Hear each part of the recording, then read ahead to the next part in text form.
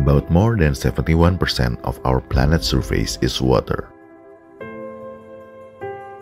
Everywhere there's life, there's water to support it. And what water has in common with our business? Kiat Ananda Group believes in an all-through services in our business. Just like water benefiting life everywhere, we believe our business should bring benefits to our clients.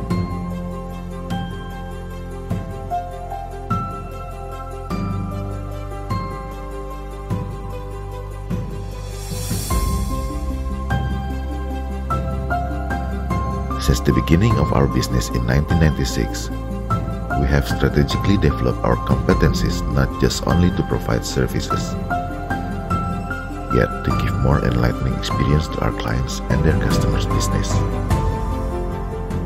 Just like water coming from the mountain spring, it refreshes life everywhere they flow.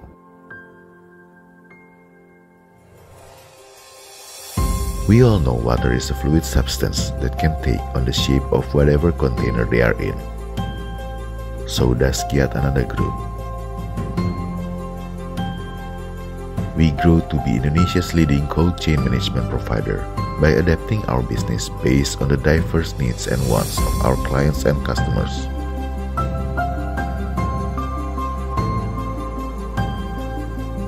And just like water provides essential minerals for our body, we consistently provide more one-stop solutions through faster operations and monitoring system. Complete, clean, and modern facilities managed by professionals with the best knowledge and experience, focusing on our clients' goal.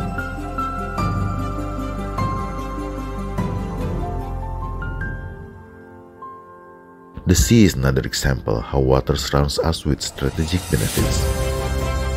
With our nationwide network and thousands of people to turn strategy into success, it really makes Kiat Ananda Group the leading player in the cold chain industry in Indonesia. This fact motivates us more in identifying demand and giving the best all-through solutions. We have gone beyond storage, transport, and delivering products to end-user customers. We will always pursue to become a reliable partner for our clients, to provide solutions for their supply chain challenges across Indonesia. Just like water that can give differences in life, Kiat Ananda believes we are here in Indonesia to create differences in the cold chain industry. We believe by providing an all-integrated solution, we are one step forward for tomorrow's success. Just like water flows from the mountain to the sea on a daily basis, Kiat Ananda Group delivers quality to our clients every day.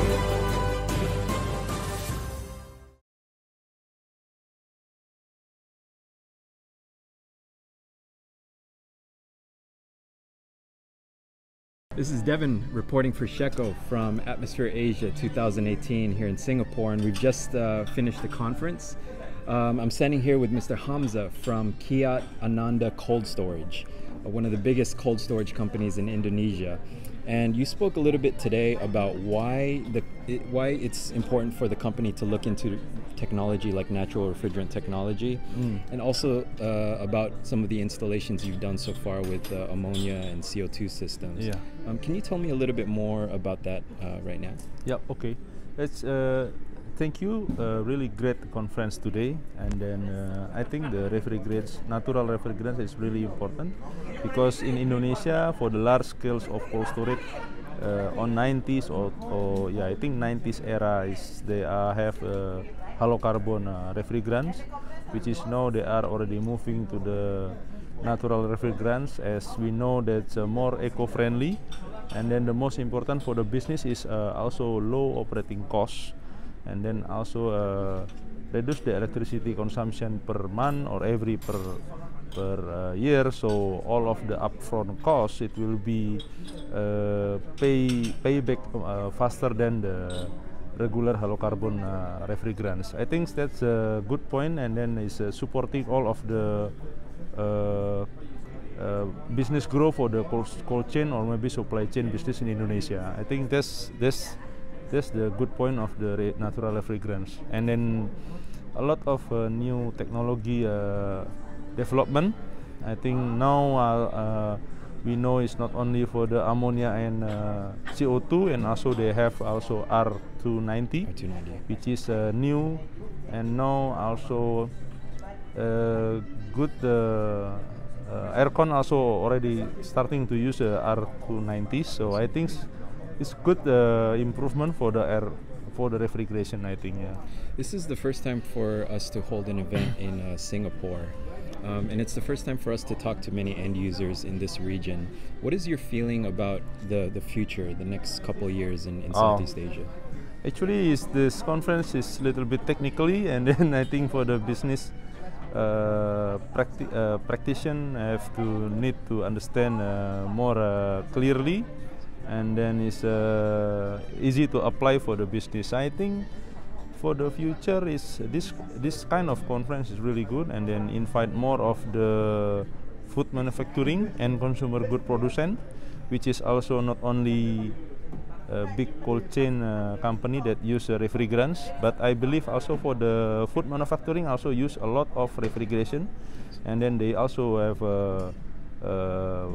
I think it's good one also for the moving from halocarbon to natural refrigerant. I think that's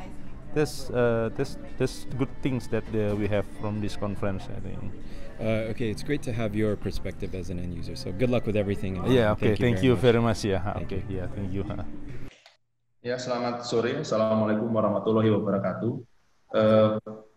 Kami ucapkan terima kasih yang sebesar-besarnya untuk Pak Hasanuddin Yasni, Pak Daud, Ibu Christine, Pak Cahyono, Pak Teddy, di mana ada kesempatan untuk kita bisa share. Mudah-mudahan di lain kesempatan event yang diselenggarakan oleh Krista Media bisa kita laksanakan lebih baik lagi, atau mungkin juga nanti bisa jalan di satu session yang bisa ketemu semua.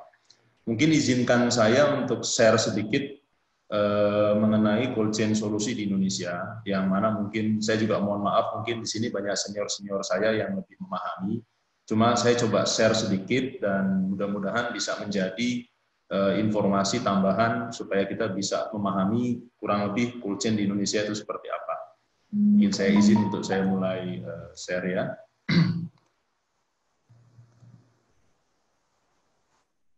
Oke, yang pertama mungkin kita lihat dulu outlook ekonomi Indonesia ya. Jadi memang benar yang awal tadi sudah disampaikan, luas geografis kita itu luar biasa luas dan jumlahnya pulaunya luar biasa besar, 13.500. Populasi kita keempat, ada 262 juta. Terus kalau dilihat dari GDP ya, gross domestic product, kita itu sebenarnya nomor 1 di ASEAN. Di Asia kita nomor 6.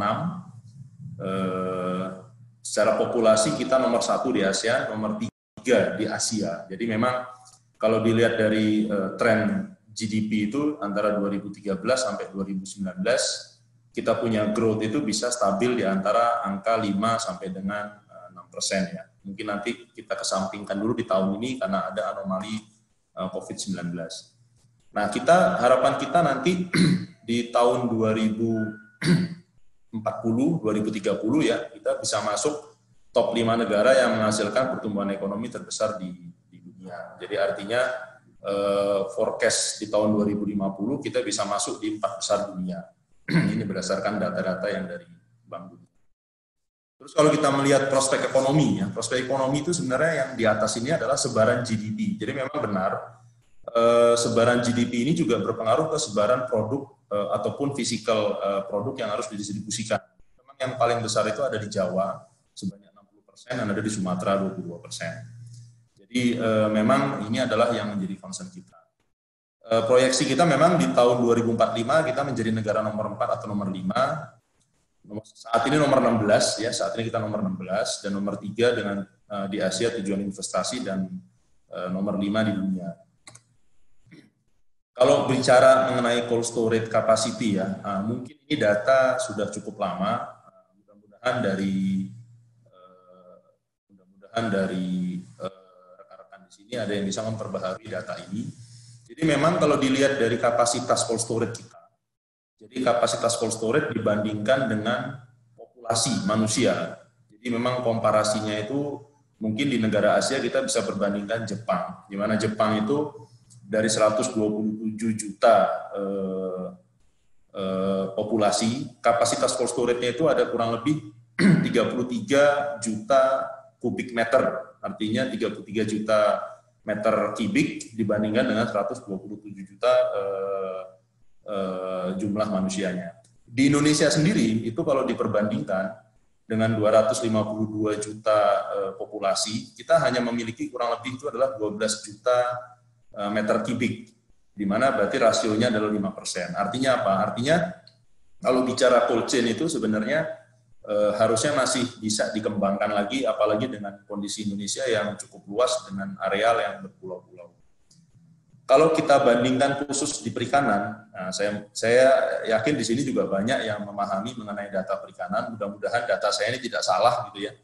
Jadi memang dari kebutuhan supply dan demand-nya dari 1,7 juta ton produksi tahunan, kapasitas cold storage khusus perikanan itu kurang lebih adalah 200.000 ton. Artinya yang bisa ditampung itu kurang lebih baru antara 11% sampai 12%. Artinya kalau menyasar ke produk perikanan sendiri sudah kelihatan nih angkanya yang memang harus bisa ditampung oleh kapasitas cold storage terpasang. Atau sepanjang COVID-19 ini memang ada beberapa industri yang cukup challenging ya. Jadi ada sebagian besar itu mungkin dari restoran juga mengalami tantangan yang cukup berat sehingga ada new normal. Tapi kalau kita lihat dari medical supply, food processing, e-commerce, agriculture, nampaknya ini masih tetap bisa menjadi andalan untuk berkembang di ekonomi pada saat sehingga kalau kita lihat dari semua industri itu kemungkinan ada impact yang kecil, ada impact yang medium, dan ada impact yang besar. Nah mudah-mudahan yang low impact ini itu bisa tetap mensupport perkembangan daripada bisnis di Indonesia, terutama di cold chain. Saya cepat aja untuk yang COVID-19. Nah, hambatan yang besar di Indonesia untuk cold chain itu adalah satu itu yang mungkin sangat dirasakan itu adalah biaya antar pulau atau inter-island logistik yang cukup tinggi. Bisa dibandingkan kalau misalnya contoh untuk angkut ikan saja, di mana antara pengangkutan dari Ambon ke Surabaya dan sebaliknya Surabaya ke Ambon, itu bisa dibandingkan dengan kondisi biaya angkut dari antar negara, terutama antara Cina, Singapura, dan Taiwan. Di mana biaya angkutnya itu kurang lebih hampir sama. Contoh misalnya Ambon Jakarta aja itu kurang lebih 21 juta rupiah per river container, ataupun per container dry, ya bisa jadi angkanya juga bisa di atas dibandingkan dengan ongkos angkut yang dari negara lain. Sehingga kalau kita lihat komposisi biaya itu memang cukup besar di transportasi. Sebagai gambaran itu kalau jarak pengangkutan, ada dua hal yang memang menjadi konsentrasi itu adalah yang pertama itu transportasi dan alat angkutnya sendiri dan fasilitas. Yang ini adalah contoh kalau misalnya terjadi pengangkutan hewan ternak dari Sumbawa ke Jakarta, berapa komponen biaya yang harus ditanggung oleh biaya transportasinya, dan ini adalah contoh kalau bagaimana kita mengangkut satu kontainer beras dari Surabaya ke Ambon. Jadi lumrah kalau memang dibilang itu lebih murah kalau kita beli jeruk itu dari China ketimbang kita beli jeruk dari Sumatera Utara. Karena memang secara volumetrik dan secara kemudahan layanan angkutan dan kecepatan dan jarak itu memang menjadi tantangan bagi negara kita yang bentuk kepulauan. Yang kedua itu juga benar, tadi juga beberapa saya lihat di question, bukan di question ya, ada juga di komen bahwa mengenai listrik, benar. Salah satu tantangan yang cukup berat itu adalah ketersediaan sumber daya listrik di daerah. Karena memang sumber barang yang harus diangkut ke Jawa dan sebaliknya dari Jawa diangkut ke pulau-pulau itu memang membutuhkan fasilitas cold storage di lokasi tujuan. Nah, tantangan yang utama itu memang adalah sumber listrik. Jadi sebagian besar listrik itu memang terjadi kekurangan supply di daerah-daerah, sedangkan cold storage sendiri membutuhkan listrik. Selain cold storage, kalau untuk industri perikanan pasti membutuhkan pabrik es. Pabrik es pun juga sama dengan cold storage, artinya mereka membutuhkan sumber listrik. Yang kedua itu adalah kesulitan untuk mendapatkan akses air bersih. Karena memang kalau untuk processing, food processing, apakah itu perikanan, apa itu non-perikanan, apabila ada food processing di daerah, pasti mereka membutuhkan itu adalah sumber air bersih. Nah, air bersih ini juga menjadi challenge untuk ada di lapangan. Yang ketiga sudah pasti juga pelabuhan, karena pelabuhan kita juga belum tentu semuanya bisa menunjang untuk kegiatan angkutan kontainer ataupun kontainer berpendingin. Kalau untuk kontainer pendingin sendiri, itu sudah pasti mereka membutuhkan sumber listrik. Harus ada yang namanya fasilitas untuk plugging river container yang kita yakin di semua pelabuhan kita belum tentu bisa memadai. Harus ada fasilitas crane, terus ada river dan kontainer genset. Bahkan dibutuhkan mungkin juga ada yang namanya workshop. Ini adalah contoh, ada pelabuhan juga ada jetty ataupun pelabuhan yang secara infrastruktur juga mungkin ambles sehingga ini tidak bisa dioperasikan. Jadi ini adalah kondisi umum di negara kita yang jangankan untuk menghandle kontainer berpendingin, untuk kontainer dry pun juga tantangannya cukup besar. Masuk ke solusi ya. Jadi kalau solusi itu sebenarnya untuk cold chain itu kebaginya kita coba pelajari dan pengalaman larinya adalah keempat ini juga. Jadi nggak ada solusi yang lain. Jadi solusinya yang pertama itu pasti fasilitas. Bicaranya adalah cold storage sama warehouse solusi. Yang kedua bicaranya adalah pasti transportasi sama distribusi. Yang ketiga itu adalah sistemnya. Baru yang keempat adalah operation excellence. Tapi dari semua 4 pilar ini sebenarnya yang cukup sulit untuk bisa dijalankan secara konsisten itu sebenarnya adalah operasi. Jadi operasi itu adalah karena melibatkan sumber daya manusia yang membutuhkan konsistensi dan disiplin yang cukup tinggi, dibantu oleh sistem yang ada. Jadi sebenarnya kalau untuk fasilitas dan transport, itu lebih larinya adalah ke penyediaan aset sebetulnya, dan maintenance aset. Namun kalau sudah lari ke operasionalnya, pasti larinya adalah di operasional sama di sistem. Nah, dari 4 pilar ini kita coba bedah satu persatu. Saya coba jelaskan semudah mungkin supaya tidak terlalu rumit. Yang pertama untuk fasilitas cold storage, memang banyak pilihan untuk refrigeration unit. Mungkin nanti bisa didiskusikan panjang lebar. Pengalaman kita memang masih bisa lebih kita efisienkan apabila kita menggunakan amonia ataupun CO2. Walaupun untuk fasilitas yang tidak besar, ini tidak mudah, karena mungkin akan lebih adaptif untuk digunakan itu adalah freon, karena fasilitasnya tidak besar. Terus pasti kalau cold storage membutuhkan yang namanya multi temperatur, dia tidak bisa hanya single temperatur. Pasti butuh loading dock, pasti butuh pintu, pasti butuh lighting. Terus ada juga kondisi-kondisi khusus yang dibutuhkan untuk agriculture, makanya ada yang namanya modified atau control atmosphere. Kalau untuk bagi industri makanan, pasti mereka butuh air blast freezer. Ataupun juga industri perikanan juga butuh air blast freezer. Sebenarnya kalau blast freezer ini banyak. Ada IKF, ada contact, semi-contact. Tapi yang paling umum dan paling cocok dengan kondisi Indonesia yang mungkin secara fasilitas belum terlalu memadai, mungkin air blast freezer. Juga fasilitas di gudang butuh namanya processing, repacking. Pasti yang namanya warehouse cold storage pasti membutuhkan alat angkut atau MHE, mechanical handling equipment. Terus pasti butuh namanya transit atau marshaling area, karena untuk distribusi ada inbound, ada outbound, pasti butuh area kerja. Terus ada juga tadi pertanyaan mengenai barcoding, RFID, MHE. Memang betul, saat ini udah kita mulai pelan-pelan pindahkan dari paper based operation harus pindah ke paperless operation. Pasti larinya kalau nggak ke barcoding atau RFID atau hal yang lain. Terus otomatis juga ada workshop karena semua fasilitas yang ada membutuhkan maintenance.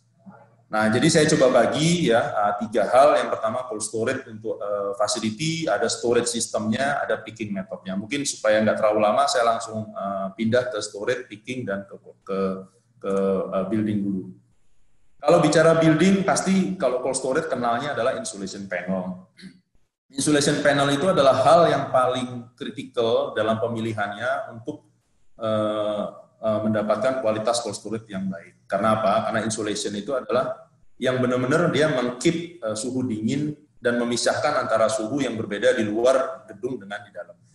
Jadi kita harus fokus bagaimana supaya bisa mengurangi energi konsumsi dari pendingin, terus juga memperpanjang umur dari simpannya, dan kualitas produknya juga harus kita pertahankan dengan baik.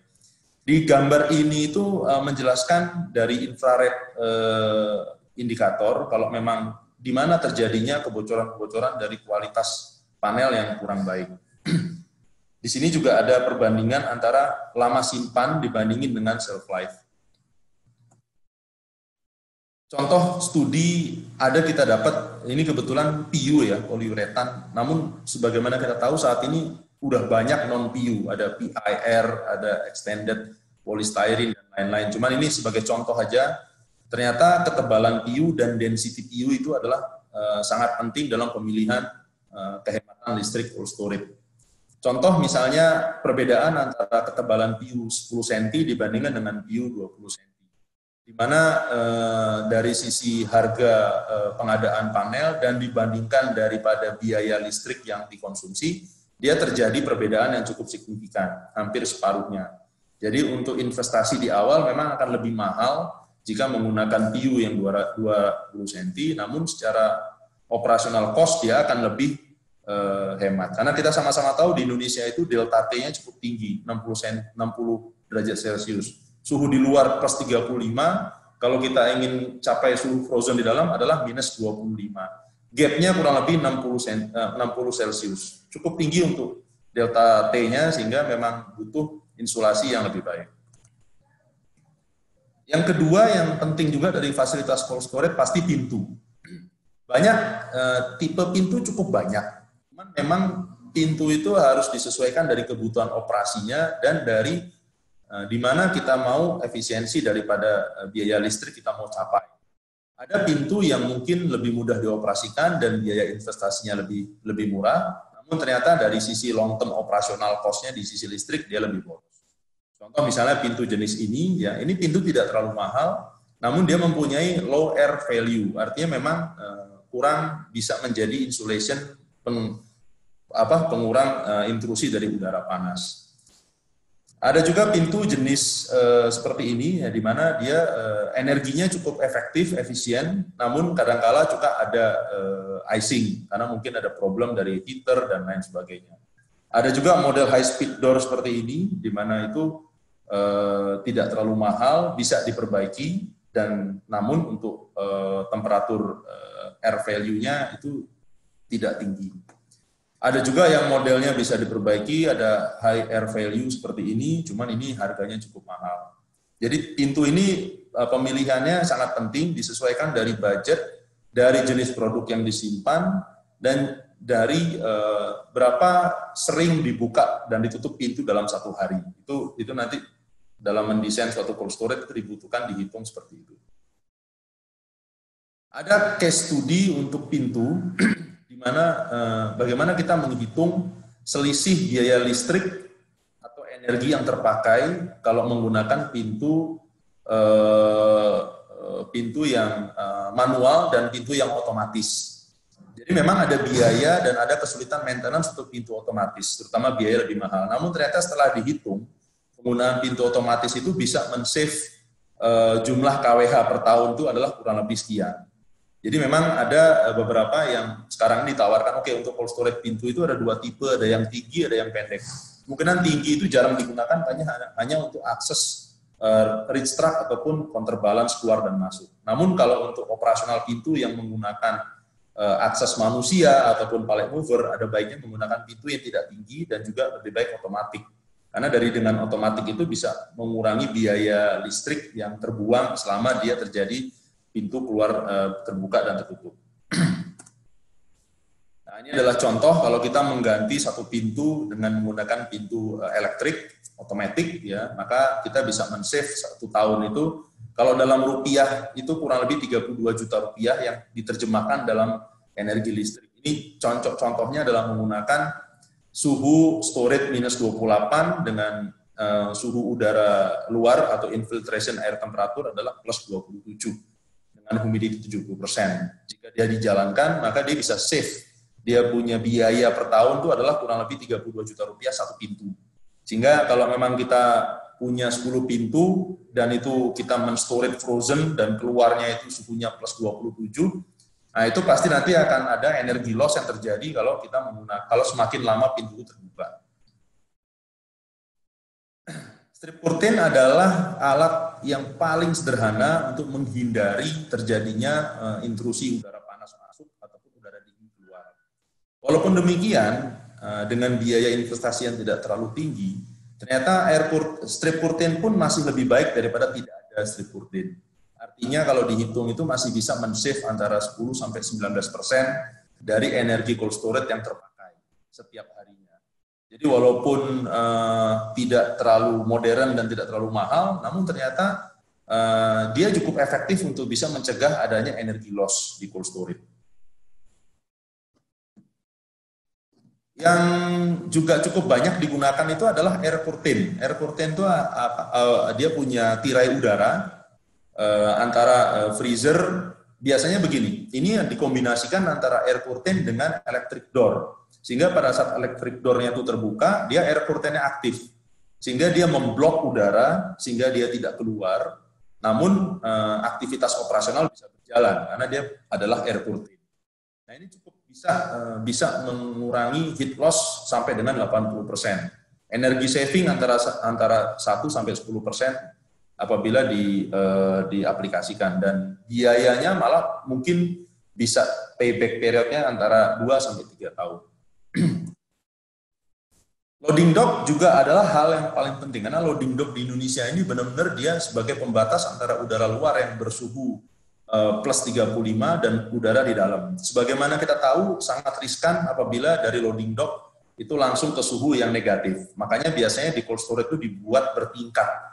Antara udara luar dia plus 35 derajat, di loading dock, di anteroom dia suhunya antara plus 5, plus 7. Plus 5 udah sangat jarang. Yang ada itu plus 7 sampai dengan plus 15 untuk di anteroom. Jadi suhu di antara dua ruangan loading dock itu adalah antara plus 7 sampai plus 15 sampai dengan dia plus 35. Baru ada ruangan dalamnya itu di suhu 0, baru masuknya ke dalam lagi itu adalah suhu minus 20 untuk mencegah adanya icing. Jadi harus dibuat antar ruangnya itu yang bertingkat perbedaan suhunya. Nggak bisa langsung antara udara luar plus 35 ada loading dock, terus di dalamnya itu langsung suhu 0, itu biasanya kondensasi licin dan basah.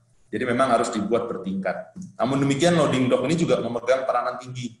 Karena apa? Karena dia bisa semakin tinggi kualitas daripada loading dock, maka dia bisa men-save listrik yang terbuang di setiap tahunnya. Karena akses masuk truk dengan gedung pasti melalui loading dock ini.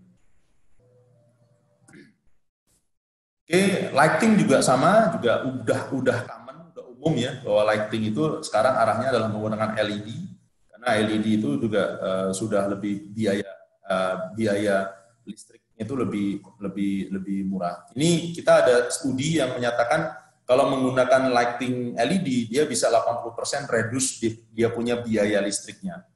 Ini ada contohnya satu, kalau memang kita punya cold storage dengan 50 titik lampu, harusnya bisa ada save kurang lebih antara 200 sampai 250 juta rupiah dalam 1 tahun apabila kita rubah.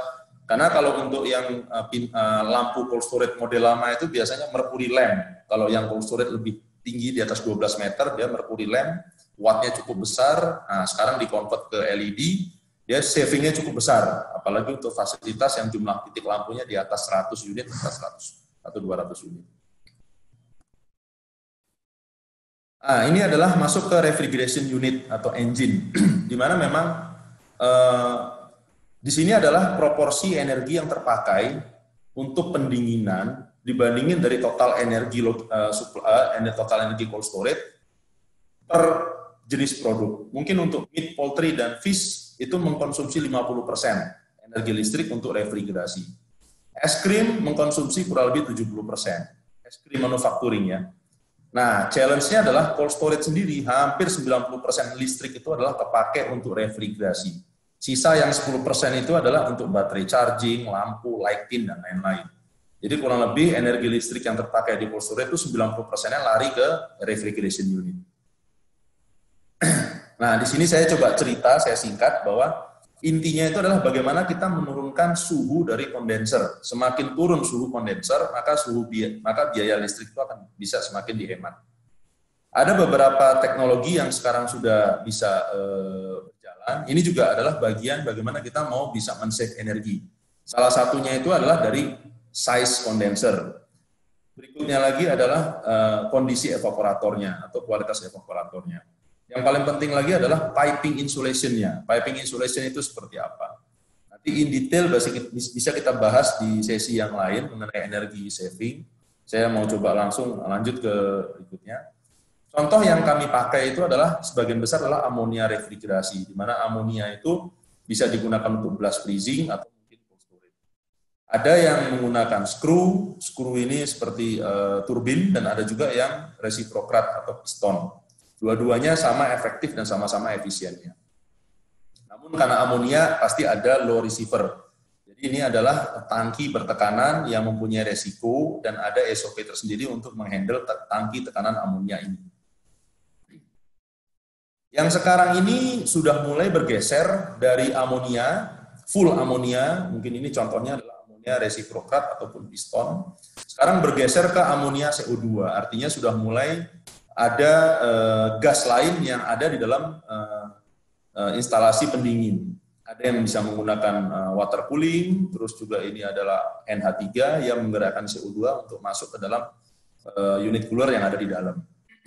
Intinya adalah bagaimana kita bisa mencapai saving energi yang lebih maksimal dan refrigeran yang cukup ramah lingkungan, baik NH3 ataupun CO2.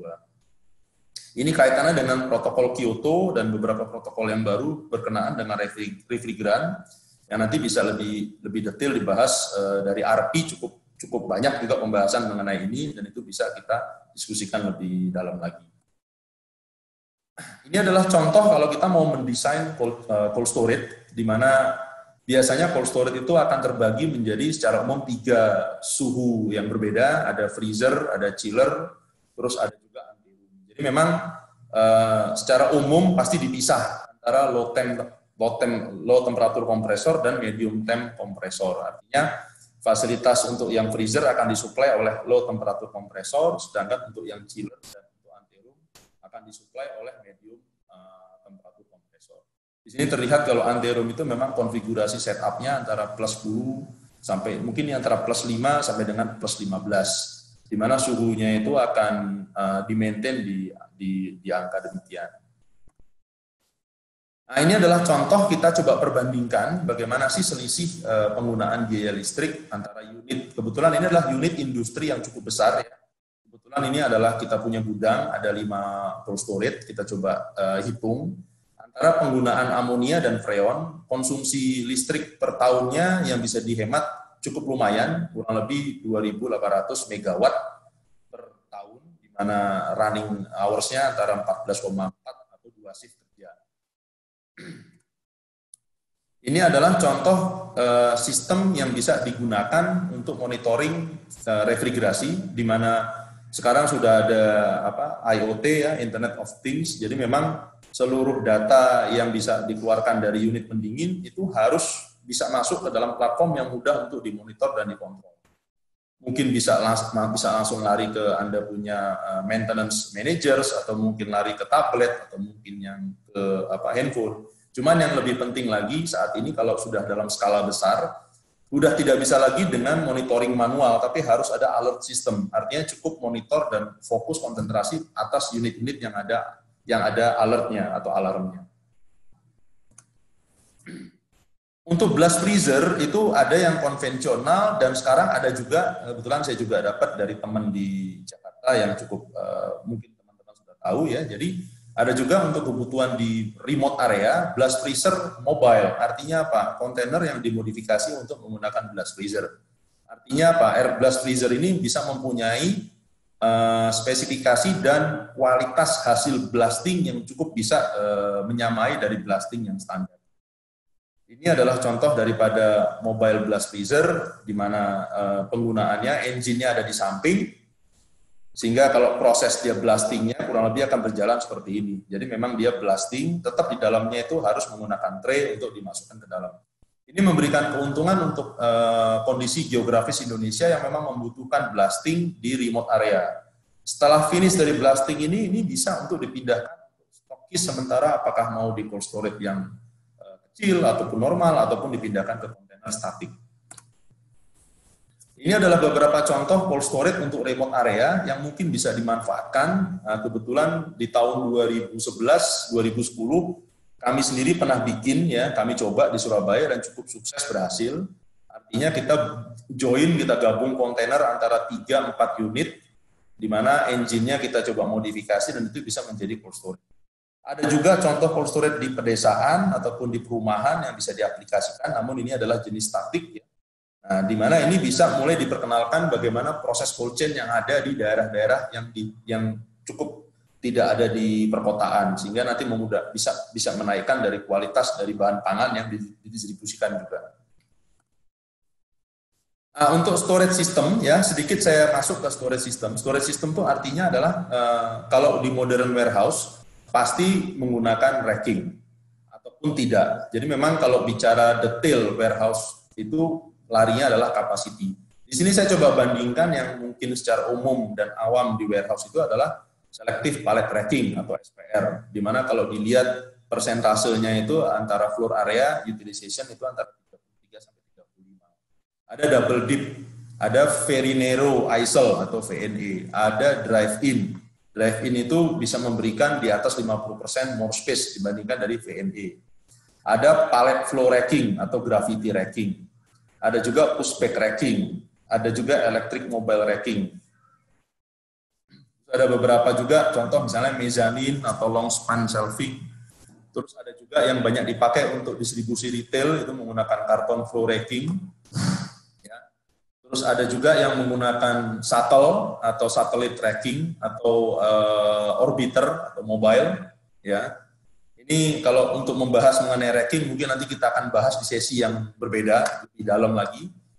Ada penggunaan mezzanine dan mungkin yang lebih awam itu adalah yang manual stacking seperti ini, menggunakan pallet stacking. Yang terbaru kalau dari storage ini ya, mungkin yang lebih modern dengan density lebih tinggi, ini ada contoh satu adalah automation. Artinya yang menyimpan barang udah bukan lagi operator dengan forklift, namun sudah menggunakan crane ataupun sudah menggunakan orbiter satellite, di mana dia bisa memberikan produktivitas yang lebih tinggi dan akurasi hampir mendekati 100%. Dan ini benar-benar kita nyebutnya mungkin bisa disebut adalah dark warehouse, artinya warehouse ini tanpa lampu pun juga bisa beroperasi. Nah, ini ada contohnya ya, di mana dengan ukuran hanya 160 meter kali 150 meter, kurang lebih ini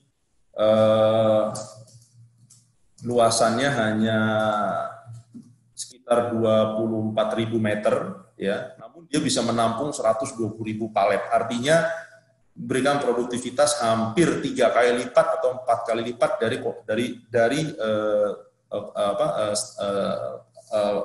tradisional warehouse atau racking tradisional.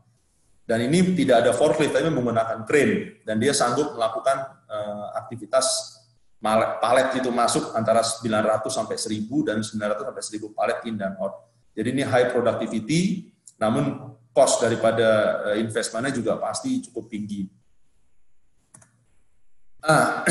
Tadi saya bahas sedikit mengenai fasilitas, terus saya lompat masuk ke picking ya.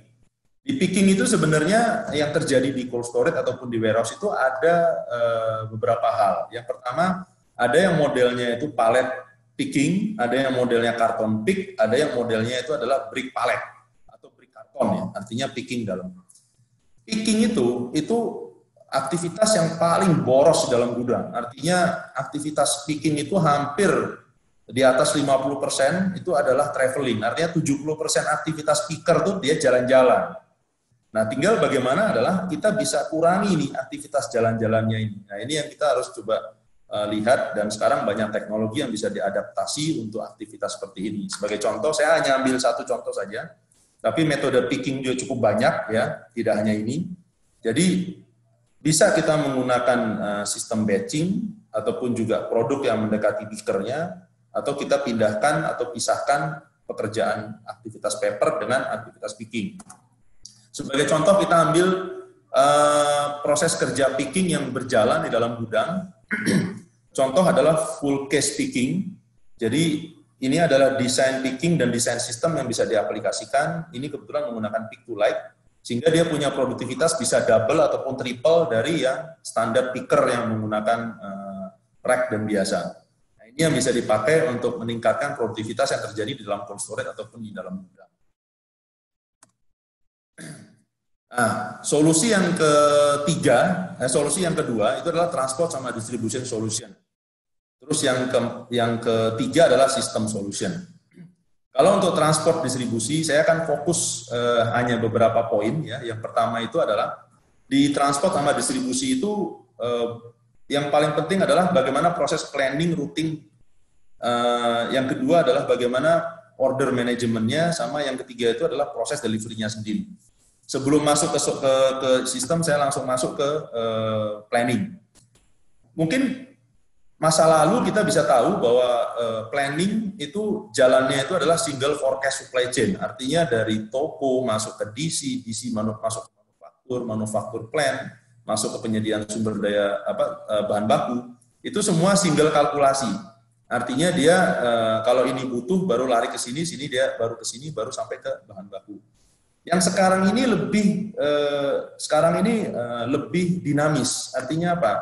Artinya itu perencanaan itu sudah harus banyak melibatkan yang namanya artificial intelligence (AI), alat bantu ataupun sebagai konektivitasnya adalah Internet of Things. Karena saat ini itu bisa aja terjadi belanja itu bisa dari point of sales, buy online, bisa juga dengan cash register yang sekarang lebih banyak itu adalah home delivery. Data-data dari DC, terus ada capacity planning, itu harus bisa dikalkulasi dalam satu media yang bisa dibuat proyeksi untuk penggunaan bahan baku dan produksinya. Nah, ini yang berubah mengenai order management saat ini ya. Nah, kalau untuk manajemen transportasinya, saya rasa ini sudah tidak ini cukup jamak ya. Artinya ada alat-alat yang bisa merekod suhu, lokasi ataupun kondisi mesin pendinginnya mati atau nyala itu di perjalanan. Nah, dari data-data ini, dari GPS sistemnya itu ditarik ke portal GPS, masuk ke dalam satu dashboard untuk bisa dimonitoring. Namun kalau jumlah truknya sudah banyak juga, udah nggak mungkin memonitoring satu persatu.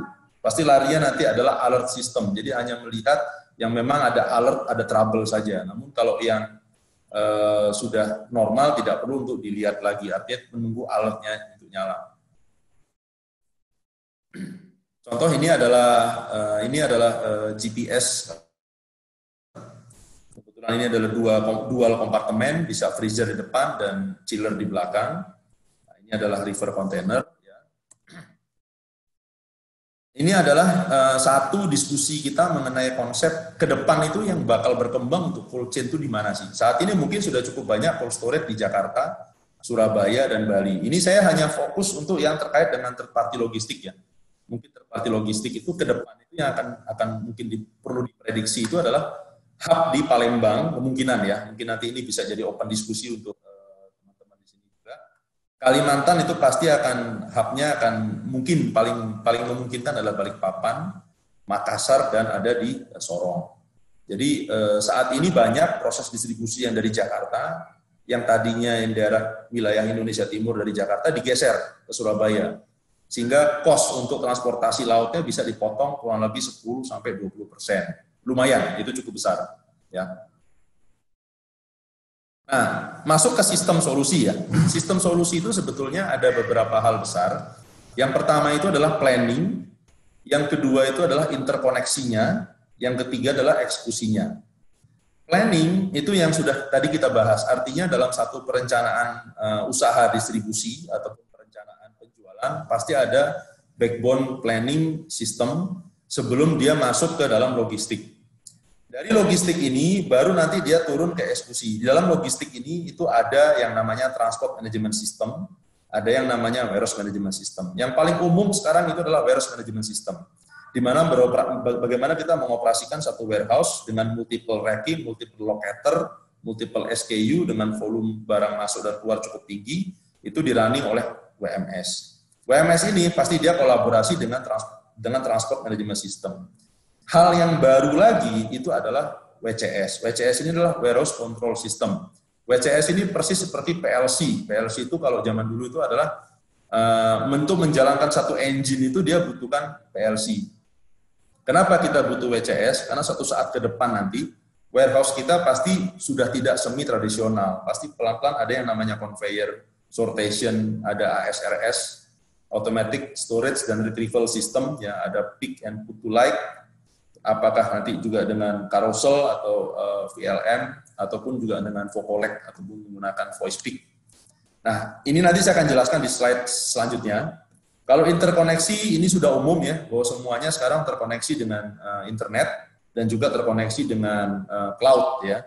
Sebenarnya cloud itu hanya bahasa aja, karena sebenarnya sekarang dari zaman dulu itu sudah ada yang namanya misalnya lease line. Lease line itu adalah jalur broadband. Sekarang itu bahasanya dirubah di cloud, padahal sebenarnya juga sama. Itu juga data juga ditaruh ke server juga. Jadi physical server tetap ada, namun medianya udah menggunakan wireless.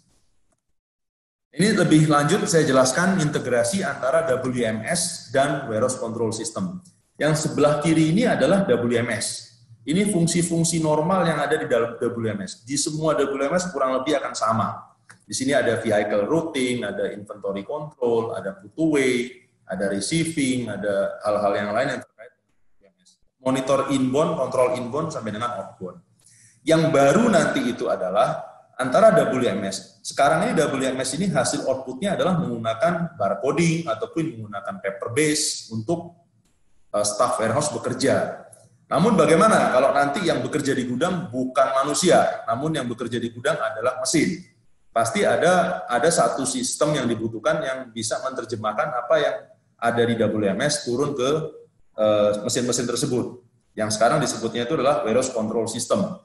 Nah, Warehouse Control System ini dia menerjemahkan informasi atau perintah yang ada di WMS itu turun ke masing-masing unit yang nanti akan bekerja secara otomatis. Ada ASRS, ada mini load ASRS, dia menggunakan rapid pick station, pick to light. Artinya apa? Kertas sudah tidak ada, tapi pindah ke media-media yang bisa ditunjukkan di lapangan langsung oleh mesin. Nah, ini yang baru ya, WCS ini belum banyak. Yang mayoritas sekarang di warehouse itu ada di WMS saja.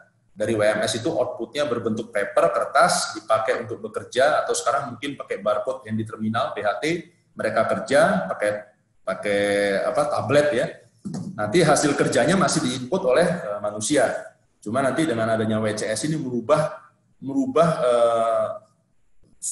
feature-feature di dalam warehouse itu kalau menggunakan otomasi. Ini sedikit mungkin nanti ada session khusus mengenai WMS dan TMS. Kenapa kita menggunakan Warehouse Management System? Yang jelas ini survei dari Logistic Management Research. Salah satunya itu mereka butuh inventory visibility. 56% itu ingin tahu inventorinya seperti apa, pasti dari WMS. Yang kedua, mereka bisa kontrol cost-nya. Berarti kita bisa tahu berapa barang yang masuk, berapa barang yang keluar, berapa palet, berapa karton, berapa ton. Terus kalau memang nanti ke depannya butuh proses otomasi, pasti butuh WMS. Terus 40%, 39 ini adalah bagaimana bisa memaksimalkan warehouse itu dengan square meter yang sama, tapi isinya lebih padat. Terus ada kebutuhan data analisis dan reporting, dan lain-lain di sini. Nah, kalau TMS itu yang mayor, kenapa menggunakan TMS? Karena yang paling beresiko itu adalah in-transit visibility. In-transit itu maksudnya dari truk itu berangkat dari warehouse pengirim sampai diterima di tujuan itu adalah masa in transit. Jadi bagaimana memonitor in transit ini yang cukup concern kenapa menggunakan TMS. Sama besar dengan supaya dia on time delivery-nya. Dan berikutnya adalah cost juga. Berikutnya lagi adalah bagaimana membuat rencana pengiriman. Berikutnya lagi adalah mempermudah proses invoice tagihan sama payment-nya, karena kan dengan TMS itu memanajemenin order, kirim, sampai return, sampai finish semua untuk segera diproses tagihannya. Nah, ini adalah gambaran kenapa butuh WMS dan kenapa butuh TMS. Lebih detail lagi nanti kita bisa bahas di session yang berbeda, ya supaya waktu tidak terlalu lama. Saya mohon maaf, ini udah 40 menit. Yang berikutnya adalah Operation Control Tower, OCT. Banyak operasi kita itu dijalankan di lapangan, pokoknya orang lapangan yang ngelola atau ngatur. Nah, di sini banyak kita loss untuk productivity dan kita tidak bisa mengontrol kapan dan di mana resource itu ditempatkan. Kombinasi antara WMS, TMS, dan beberapa support system yang lain itu nanti akan bisa dijalankan oleh seorang warehouse manager atau seorang warehouse planner di control room. Baru nanti ada beberapa orang yang ada di field lapangan yang melaksanakan pekerjaannya. Nah, yang terakhir adalah operation excellence. Jadi operation excellence itu kalau dibagi lagi ya untuk cold chain atau cold storage, pasti yang paling utama adalah people development. Ini yang paling sulit. Jadi berawal dari rekrutmen, training, retaining, sampai retirement, internal career development, sama reward management. Yang kedua itu adalah bagaimana kita bisa mengukur produktivitas orang per orang. Karena itu adalah kaitannya dengan cost. Yang ketiga itu adalah ISO 9001 itu total quality, terus ada ISO 22000 itu food safety. Bagaimana kita bisa menerapkan Kaizen culture sama value added service ataupun kontrak logistik. Saya akan lanjut aja. Pengalaman kita mengenai challenge ya, pasti nomor 1 ya. Ini mungkin secara general, secara umum, dan ini saya share, mudah-mudahan ini bisa dapat pelajaran yang sama dan bisa kita sama-sama diskusi untuk mencapai. 1, stok akurasi. Stok akurasi itu penyebabnya apa? Penyebabnya 1 pasti human error. Yang kedua itu not supply. Not supply itu artinya ya human error juga. Artinya lokasinya ada barangnya, ada stock on hand-nya, tapi begitu fisiknya pergi ke lokasi, barangnya nggak ada. Yang ketiga, good in transit. Good in transit itu artinya barangnya belum sampai ke lokasi tujuan, tapi sudah dicari. Atau yang keempat itu adalah stock return. Artinya barang yang kembali itu dimanajemenin dengan baik apa tidak. Nah, improvementnya ya pasti adalah human resources-nya harus diperbaiki, mekanisme kerjanya dibuat simple dan sederhana, audit mekanismenya harus ada. Artinya orang operasional juga harus ada yang mengaudit hasil kerjanya dan harus dilengkapi dengan tools-nya. Yang kedua challenge-nya di operasi itu adalah shrinkage. Pasti ada stock take varian, ada damage handling, baik di warehouse ataupun di transport. Mau nggak mau adalah improvementnya selain dari human resource adalah bagaimana kita perbaiki mekanisme stock take. Bagaimana kita bisa mengcover biaya liability-nya, apa yang kita harus lakukan. Apakah dengan insurance ataukah dengan hal-hal yang lain yang bisa dibahas secara komersial. Yang ketiga planning sama execution. Artinya kita harus sepakati suatu pekerjaan itu standar service level agreement-nya seperti apa, alokasi space-nya seperti apa, manpower-nya itu dialokasikannya seperti apa, transportnya itu seperti apa. Nah, disinilah pentingnya fungsi planner sama standar pekerjaan itu dibuat lebih mudah untuk difahami oleh orang operation warehouse. Ini challenge yang keempat adalah productivity. Challenge yang kelima adalah transport management. Kalau productivity itu pasti, staff skill dan knowledge-nya nggak seragam, orang bisa beda-beda. Ada pekerjaan yang menjadi andalan orang ini, orang itu. Terus alat kerjanya ada yang berbentuk paper base atau mungkin juga dengan sistem base. Kontrol dan monitoring. Transport, tinggi naiknya jumlah truk yang dibutuhkan oleh customer, tapi availability-nya yang kadang-kadang kurang, atau sebaliknya, truk banyak, tapi ordernya juga kurang. Itu yang juga harus dimanajemen dengan baik. Yang lebih penting lagi adalah quality dari delivery-nya. Ini tadi beberapa teman-teman sudah sempat diskusi, benar, quality delivery itu sangat kritikal untuk tidak dikontrol. Improve-nya ya banyak hal yang bisa di-improve, baik kita bekerja lebih efektif, efisien, ataupun kita berpikir bagaimana dari sisi transport itu bisa lebih baik lagi ke depannya. Ini adalah goals dari beberapa long term logistic goals yang ada di 3PL. Biasanya paling tinggi itu adalah bagaimana level customer service atau customer kita tuh puas, meminimalisasi komplain, itu nomor 1. Baru yang nomor 2 itu adalah menurunkan cost-nya, dan baru hal-hal yang lain. Tapi hambatan paling besar di logistik justru nomor 1 adalah cost. Terus yang kedua itu adalah kekurangannya kita bisa melihat visibility terhadap pergerakan barang, truk, ataupun juga terhadap in transit. Terus kita juga butuh data analisis dan reporting. Ini ada beberapa hal pro dan cons mengenai operasional dan manajemen logistik dan cold storage. Ya, Pak Hamzah, maaf ya. Masih ada 2 menit ya Pak ya. Ya, saya coba cepat aja ya, mungkin ini tidak terlalu ini. Oke, untuk industri 4.0 untuk roadmap logistik, memang kalau yang tradisional itu kan pasti local operating structure, warehouse atau cold storage, terus pelan-pelan dia menjadi worldwide operation, terus ada partial global operation. Terakhir itu benar-benar open dan transparan dari flow of product sama movement produknya itu bisa ada di mana aja. Nah, ini adalah contoh daripada perkembangan industri logistik dari yang tradisional ke yang masuk yang modern atau 4.0. Contoh di transportasi tadi.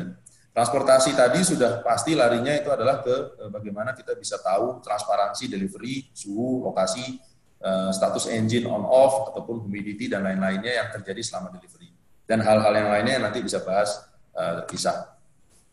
Nah, ini yang terakhir. Jadi benefit daripada cold chain atau infrastruktur cold chain bagi suatu industri ataupun mungkin negara ataupun juga bisnis ya. Dari di sini adalah value added dari yang paling rendah sampai paling tinggi, dan ini adalah perkembangan dari teknologi ataupun infrastruktur cold storage dari yang paling dasar sampai paling tinggi. Yang paling dasar betul dia untuk mengurangi food loss. Berikutnya berkembang bagaimana untuk menaikkan produksi daripada pertanian. Berikutnya lagi itu adalah menaikkan produktivitas ataupun pendapatan daripada pertanian. Berikutnya itu bagaimana bisa menseimbangkan antara kebutuhan dan permintaan daripada makanan. Berikutnya itu adalah baru masuk ke food safety. Semakin tinggi kebutuhan dari food safety, maka semakin tinggi juga infrastruktur cold storage yang dibutuhkan. Baru masuk lagi ke perkembangan berikutnya lagi untuk industri makanan, terus sustainable increase dalam income pendapatan daripada setiap individu yang ada di suatu negara.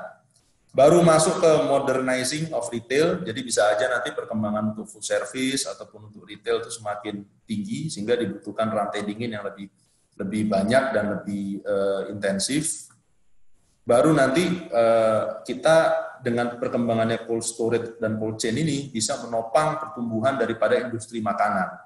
Di mana kalau sudah tumbuh dan besar, itu benar-benar butuh komprehensif food supply chain ataupun cold chain yang memang dibutuhkan dari suatu bisnis ataupun suatu negara. Jadi ini adalah gambaran kenapa kita harus fokus cold chain, karena mungkin posisi kita belum ada di paling atas, tapi mungkin masih dalam perkembangan. Apalagi dengan komposisi kebutuhan cold storage yang hanya baru tersuplai 5% daripada populasi masyarakat Indonesia, masih punya potensi untuk bisa berkembang. Ya. Mungkin dari saya cukup demikian, kurang dan lebih saya mohon maaf apabila ada hal yang ingin ditanyakan. Sangat open, saya sudah share juga nomor telepon dan email, mohon silakan untuk bisa diskusi langsung. Terima kasih, selamat sore. Assalamualaikum.